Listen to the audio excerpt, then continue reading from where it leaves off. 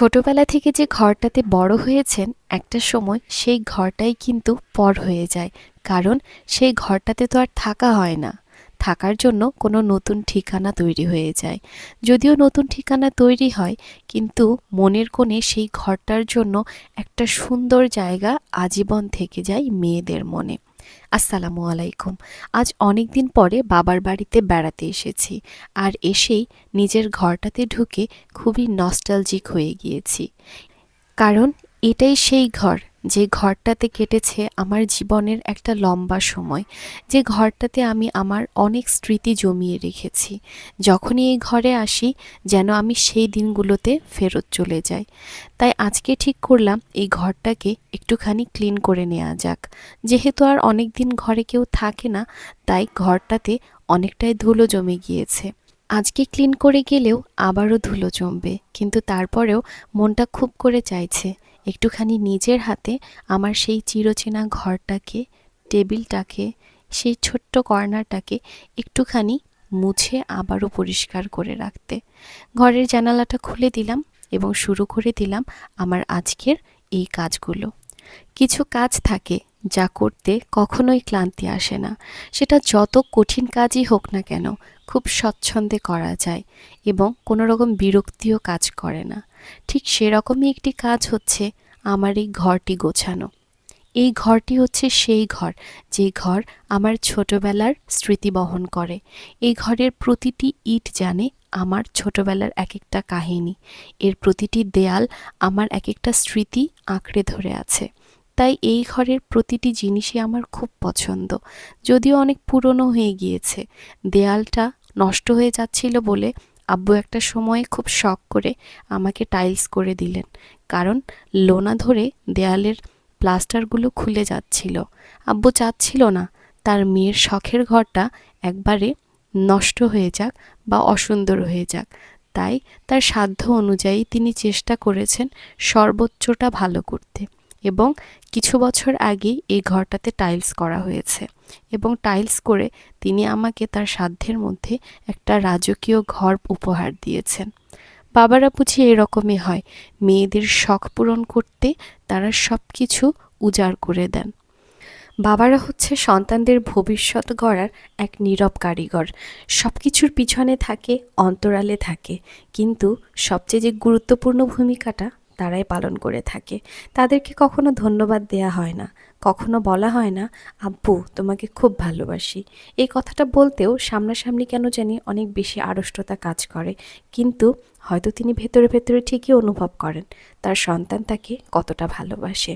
যেহেতু ঘরটাকে deep clean করছি আর বেডশিটটা চেঞ্জ করব না তা কি হয়, তাই ভেতর থেকে একটা ধোয়া চাদর বের করলাম আর এখন সেটাকে খাটে বিছিয়ে দিচ্ছি। যখনই খাটে ধোয়া বেডশিটটা বিছিয়ে দিলাম, সাথে সাথেই ঘরের লুকটা চেঞ্জ হয়ে গেল আর ঘরটাকেও একদম নতুন মনে হচ্ছে। যখনই বিছানার চাদর চেঞ্জ করা হয়, ঘরে কিন্তু একটা বিশাল পরিবর্তন আসে।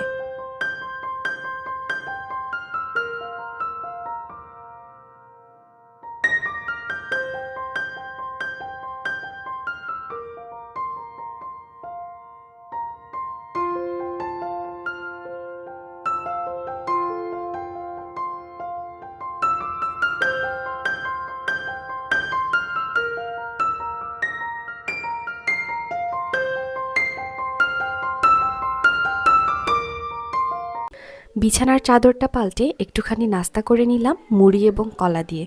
আপনারা এভাবে কলা দিয়ে মুড়ি খান কি না সেটা কমেন্ট করে জানাতে পারেন। আমার কাছে এভাবে খেতে বেশ ভালোই লাগে।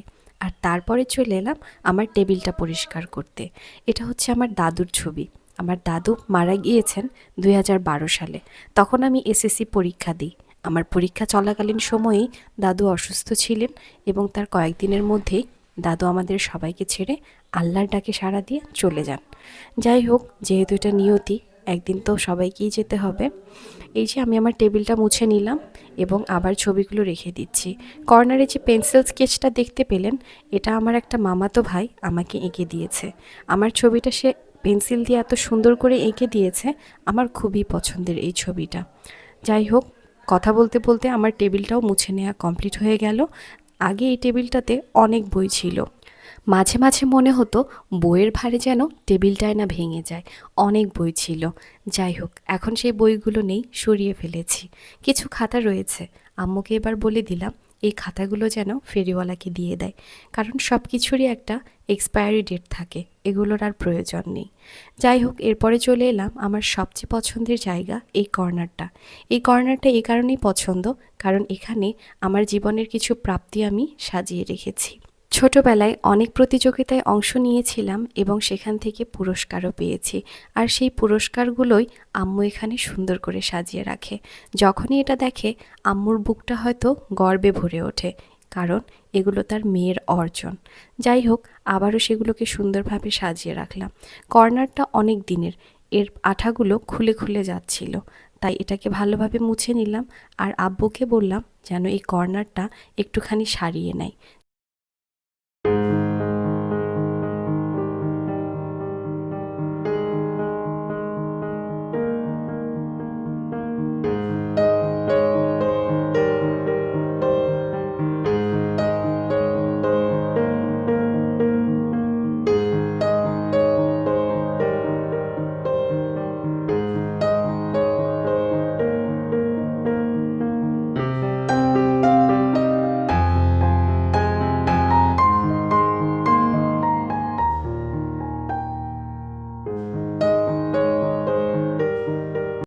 এই তো, ঘরের কাজ অলমোস্ট শেষ। এখন শুধু ঝাড়ু দিয়ে নিলেই চলবে। আমি আমার ঘরটাতে খুব বেশি কিছু রাখিনি। একটা খাট, পড়ার টেবিল, ছোট্ট সেই কর্নারটা, আর একটা ড্রেসিং টেবিল। আমার কাছে এতেই ঘরটাকে অনেক বেশি সুন্দর মনে হয়। বেশি জিনিস রাখলে ঘরটাকে খুব হিজিবিজি দেখা যায়। আর এই কারণে আমি আমার ঘরটাকে খুবই সাদামাটা রেখেছি। এই অল্প কয়েকটা জিনিসই আমার জীবনের বড় একটা সময়ের প্রতিনিধিত্ব করে। আর আমার আম্মুও চায় ঘরটাকে ঠিক এভাবেই রাখতে, কোনো রকম নতুন সংযোজন বা বিয়োজন ছাড়াই। ঘরটা যেমন ঠিক এমন করেই তিনি তার মতো করে রাখতে চান, কারণ আম্মুর কাছে মনে হয় এই ঘরটা এরকম থাকলে যখনই সে ঘরে ঢুকবে তার কাছে মনে হবে যে আমার মেয়ে আমার কাছেই আছে। তাই এইভাবেই ঘরটা রাখতে বেশি স্বাচ্ছন্দ্য বোধ করে। একটুখানি ফ্রেশনার স্প্রে করে দিলাম রুমটাতে। আর এখন মনে হচ্ছে খুবই সতেজ, পরিপাটি, প্রশান্ত একটি ঘর, যে ঘরে পা রাখলেই মনে হবে এক অনাবিল শান্তি ঘিরে ধরেছে আমাকে। এই যে বইগুলো, প্রত্যেকটা বই হচ্ছে আমার পুরস্কারের বই। এই বইটা পেয়েছিলাম আমি নজরুলগীতিতে প্রথম হয়ে। বইটা হাতে নিতেই সেই পুরনো ঘ্রাণটা নাকে এলো এবং মনে হচ্ছে আমি আবার আগের সময়ে ফিরে গিয়েছি। সময় কত দ্রুত চলে যায়, মনে হচ্ছে এই তো কয়েকদিন আগের কথা, কিন্তু মাঝখানে কেটে গিয়েছে অনেকগুলো বছর। সময় আসলে এভাবেই আমাদের জীবন থেকে চলে যায় এবং নতুন কিছু সামনে নিয়ে আসে। কথা বলতে বলতে কখন যে এতটা সময় পার হয়ে গিয়েছে বুঝতেই পারিনি। এখন পর্যন্ত আমার সাথে ভিডিওতে কেউ আছেন কিনা জানি না, তবে যদি কেউ থেকে থাকেন আপনাকে জানাই প্রাণঢালা ভালোবাসা এবং সেই সাথে ভিডিওতে একটি লাইক এবং কমেন্ট করার জন্য অনুরোধ জানাচ্ছি। আর চ্যানেলে নতুন হয়ে থাকলে সাবস্ক্রাইব করতে প্লিজ ভুলবেন না, কারণ আপনার একটি লাইক এবং কমেন্ট আমার ভিডিও করতে অনেক বেশি উৎসাহ যোগাবে।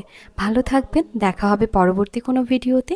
আজকের মতো এ পর্যন্তই। আসসালামু আলাইকুম।